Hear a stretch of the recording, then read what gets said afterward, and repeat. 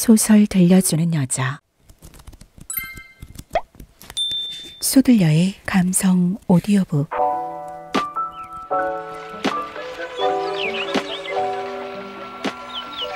좋아라. 좋아요. 앞으로 알아낼 것이 많이 있으니까 참 좋아요. 만일 이것저것 다 알고 있다면 무슨 재미가 있겠어요? 그러면 상상할 일도 없어지잖아요.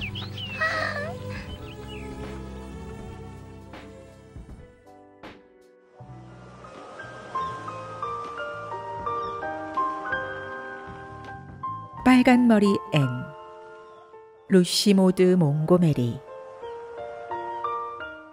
초록지붕집에서 맞은 아침.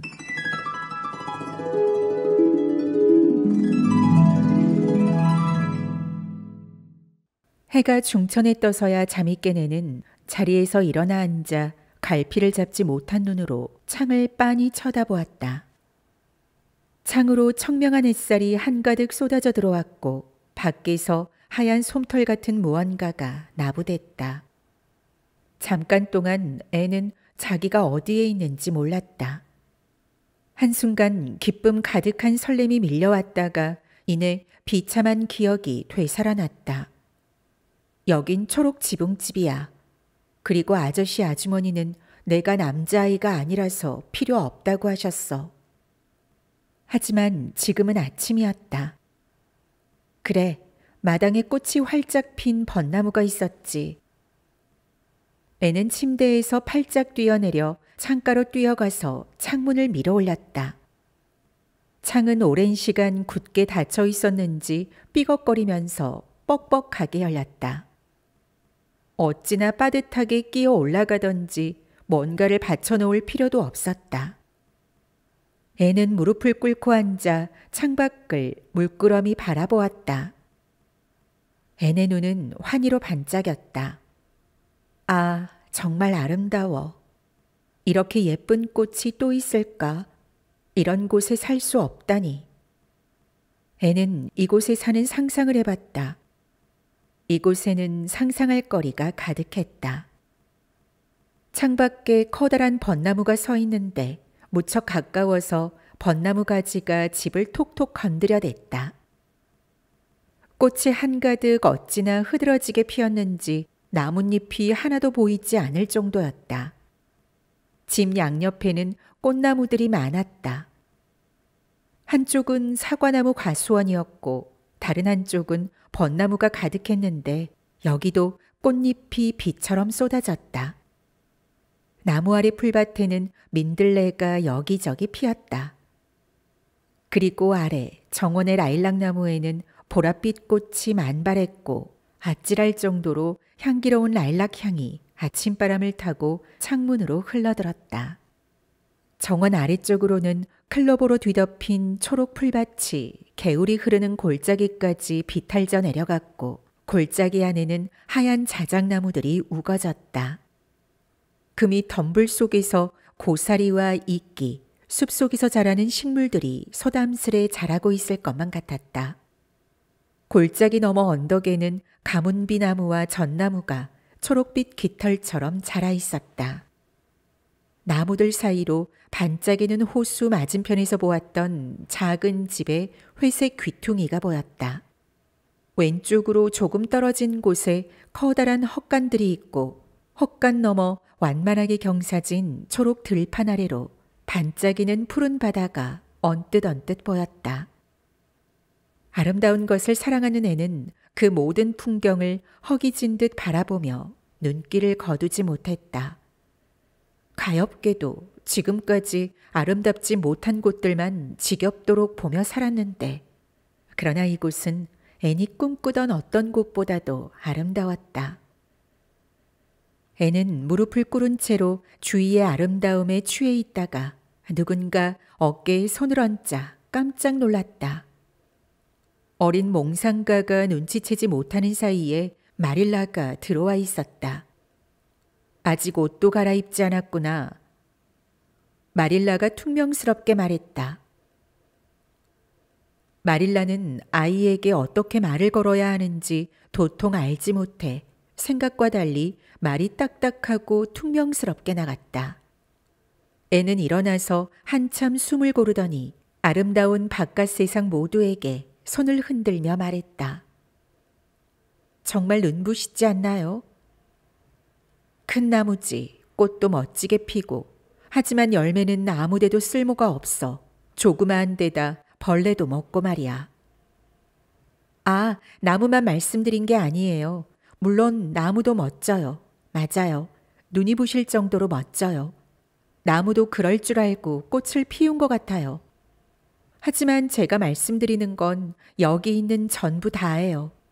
정원이랑 과수원이랑 개울이랑 숲까지 저 커다란 세상 전부요.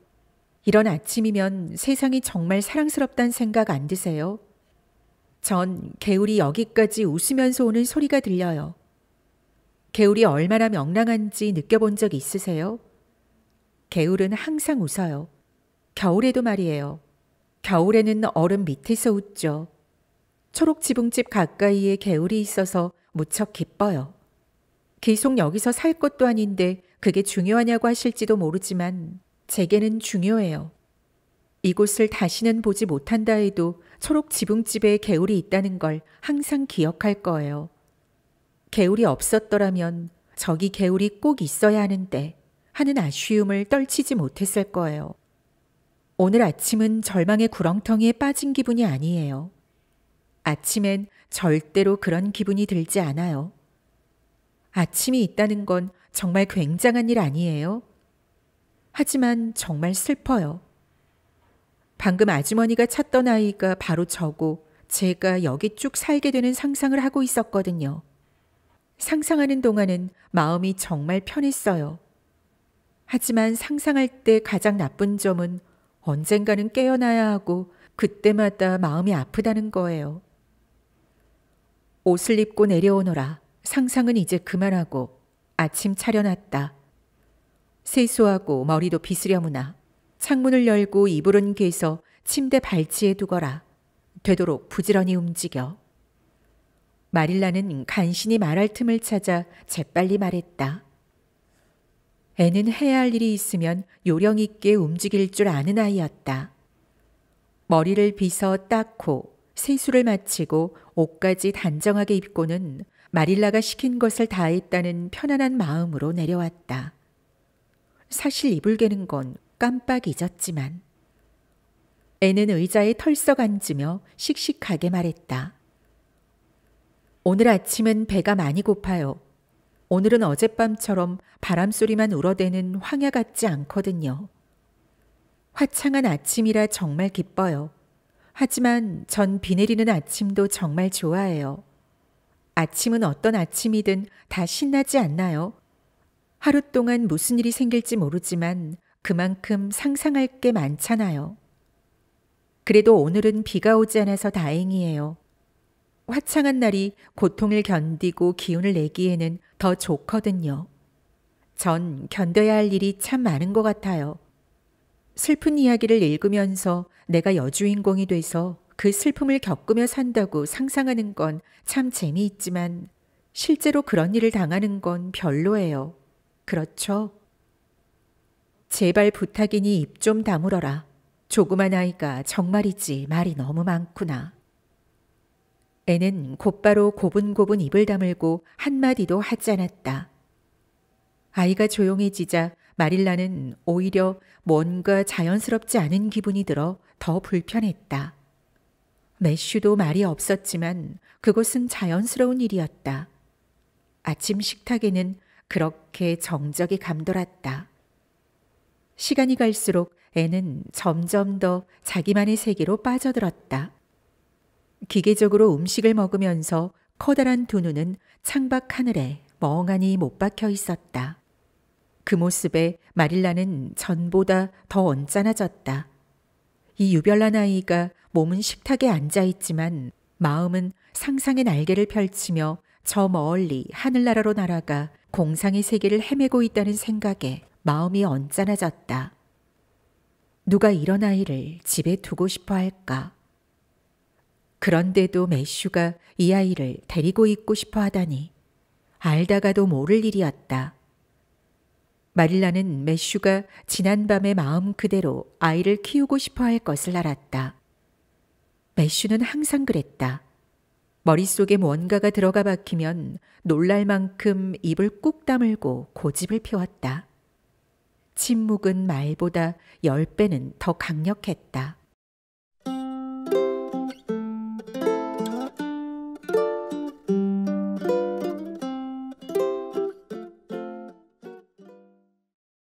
식사가 끝나자 애는 몽상에서 깨어나 자신이 설거지를 하겠다고 나섰다.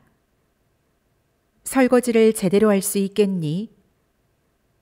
마릴라가 미덥지 못한 말투로 물었다. 저 잘해요. 아이들 돌보는 건 더 잘하지만요. 제가 그런 쪽으로 경험이 아주 많거든요. 여긴 제가 돌볼 아이들이 없어서 안 됐지만요. 돌봐야 할 아이는 지금 내 앞에 있는 너 하나로 충분한 것 같구나. 너 하나도 감당하기 힘드니까. 너를 어떻게 해야 할지 모르겠구나. 매슈 오라버니도 정말 황당하고. 아저씨는 멋있으세요. 너그러우시고요. 제가 말을 많이 했는데도 괜찮다고 하셨어요. 아저씨는 제가 마음에 드시는 것 같아요. 저도 아저씨를 보자마자 마음이 통할 거라고 느꼈어요. 앤이 뾰로통하게 말했다. 마릴라는 콧방귀를 뀌었다.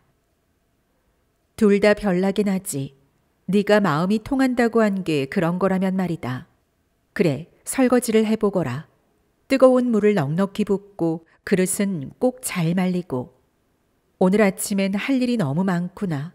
화이트 샌즈로 가서 스펜서 부인을 만나야 하니 말이다. 너도 같이 가자꾸나. 가서 네 일을 해결해야지. 설거지를 마치거든 2층에 올라가서 침대도 정돈하고. 애는 능숙하게 그릇을 씻었다. 마릴라는 그 모습을 유심히 지켜보며 일솜씨가 야무지다고 생각했다. 애는 침대 정리는 설거지만큼 잘하진 못했다. 깃털이불 정리법은 한 번도 배우지 못한 탓이었다. 하지만 나름대로 이불을 개고 이리저리 매만져 반듯하게 정리를 끝냈다. 그러자 마릴라는 앤에게서 벗어날 속셈으로 식사 시간 전까지 밖에 나가 놀아도 된다고 말했다. 앤은 화난 얼굴로 눈을 반짝이며 문으로 달려갔다. 하지만 문 바로 앞에서 걸음을 멈추더니 빙글 돌아와 탁자 옆에 앉았다. 누가 찬물이라도 끼얹은 것처럼 환하게 빛나던 모습이 싹 사라지고 없었다. 또 무슨 일이냐? 못 나가겠어요. 모든 속세의 즐거움을 몽땅 포기한 순교자 같은 목소리였다. 여기서 계속 살 수 없다면 초록지붕집을 사랑해도 소용없잖아요. 지금 나갔다가 저 나무랑 꽃들, 과수원이랑 개울과 친해지면 어떻게 해요? 분명 사랑에 빠지고 말 텐데. 지금도 너무 힘들어요. 더 힘든 일은 안 만들래요. 저도 무척이나 밖에 나가고 싶다고요. 모두가 절 부르는 것 같아요. 앤, 이리 와 앤, 우리랑 놀자 하면서요. 하지만 나가지 않는 게 낫겠어요. 헤어질 수밖에 없다면 사랑해서 뭐 하겠어요. 사랑하는 것들을 떠나는 건 너무 고통스럽잖아요. 제가 여기서 살 줄 알고 뛸 듯이 기뻤던 이유도 그거였어요. 여긴 사랑할 게 정말 많고 아무 방해도 안 받을 거라고 생각했거든요. 그 짧은 꿈도 끝이네요. 제 운명이죠. 밖에 나가면 제 운명을 거스르게 될까봐 안 나가려는 거예요. 창턱에 놓인 저 제라늄은 이름이 뭐예요? 사과향이 나는 제라늄이란다. 아니요, 그런 이름 말고요. 아주머니가 지어주신 이름요. 이름을 지어주지 않으셨어요? 그럼 제가 하나 지어줘도 될까요? 저 꽃을 뭐라고 부르면 좋을까? 보니가 좋겠어요. 제가 여기 있는 동안 저 꽃을 보니라고 불러도 돼요? 네? 허락해 주세요. 세상에나 그러든지 제라늄에 이름을 붙여서 뭘 어쩌겠다는 거냐? 저는요, 아무리 제라늄이라고 해도 이름이 있으면 좋을 것 같아요. 그러면 물건도 사람 같잖아요. 그냥 제라늄이라고만 부르면 제라늄도 기분 나쁘지 않을까요? 아주머니도 누가 이름 말고 여자라고만 부르면 싫으실 거잖아요. 이제 이 제라늄을 본이라고 부를래요. 오늘 아침에 침실 창밖의 벚나무에게도 이름을 붙여줬어요. 눈의 여왕이라고요. 벚나무가 아주 새하얗잖아요. 물론 꽃이 항상 피어 있는 건 아니지만 꽃이 피었다고 상상할 수도 있고요. 마릴라가 감자를 가지러 지하 창고로 내려가며 구시렁거렸다. 저런 애는 평생 처음이네. 오라버니 말 맞다나 재미있기는 하네. 저 애가 또 무슨 말을 할까 벌써 궁금해지고 말이야. 내게도 마법을 건 건가? 오라버니가 나갈 때 나를 보던 표정에 지난밤에 비쳤던 속내가 고스란히 담겨 있었는데 오라버니가 다른 남자들처럼 속 얘기를 하면 좋겠어. 그러면 말대꾸도 하고 요목조목 따져보기라도 할 텐데 멀뚱히 쳐다만 보는 사람이랑 뭘 어쩌겠어. 애는 다시 몽상에 빠져들었다. 마릴라가 창고 순례를 마치고 돌아왔을 때 애는 두 손으로 턱을 괴고 하늘을 쳐다보고 있었다. 마릴라는 식탁에 이른 점심 식사를 다 차릴 때까지 앤을 방해하지 않았다. 오라버니, 오늘 오후에 내가 마차 좀 써도 되죠? 마릴라가 물었다. 매슈는 고개를 끄덕이고는 딱한 눈으로 앤을 보았다. 마릴라는 그 눈길을 가로채며 단호하게 말했다. 화이트 샌즈에 가서 이번 일을 해결해야겠어요. 앤을 데려가면 스펜서 부인이 저 애를 당장 노바스코사로 돌려보낼 준비를 하겠죠. 오라버니가 드실 차는 준비해 놓을게요. 젖소들 우유 짤 시간까지는 돌아올 거예요. 매슈는 여전히 아무 말이 없었다. 마릴라는 괜한 시간 낭비를 했다고 생각했다. 아무런 대꾸가 없는 남자만큼 약 오르는 것도 없었다. 대꾸가 없는 여자도 마찬가지지만 나갈 시간에 맞춰 매슈가 말에 마차를 매달았고 마릴라는 앤과 함께 출발했다. 매슈는 마당문을 열어주고 마차가 천천히 빠져나가는 동안 혼잣말처럼 중얼거렸다. 오늘 아침에 크리크에서 제리 부트라는 남자아이가 왔기에 여름에 여기서 일 좀 도우라고 말해뒀다. 마릴라는 아무 대답도 하지 않았다. 하지만 채찍으로 애꿎은 밤생말을 어찌나 사정없이 내리쳤는지 그런 취급을 받아본 적 없는 살찐 말이 화들짝 놀라 성난 듯 오솔길을 불안할 정도로 빨리 달려내려갔다. 마차가 덜컹거리며 달리자 마릴라는 뒤를 돌아봤다. 마릴라의 화를 돋은 매슈는 문에 기대어 아쉬운 눈길로 두 사람을 쳐다보고 있었다.